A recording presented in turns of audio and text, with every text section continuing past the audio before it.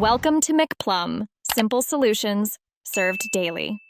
In this video, I will explain how to make dashing in Roblox Studio.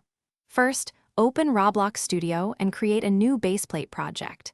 Next, insert a local script into starter player scripts. This script will handle player input.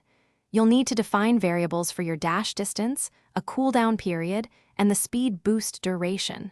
These values are crucial for customizing your dash ability. To implement the dash, you'll need to detect player input, like pressing a specific key, perhaps Q or E. Crucially, ensure the dash ability is not on cooldown before activating. When triggered, apply a temporary speed increase to the player's humanoid. This creates the immediate burst of movement. Remember to set a reasonable dash duration for balanced gameplay. Refining the dash mechanics involves using task. Wait to manage the cooldown precisely, preventing spamming. After the dash duration, reset the player's walk speed back to its original value.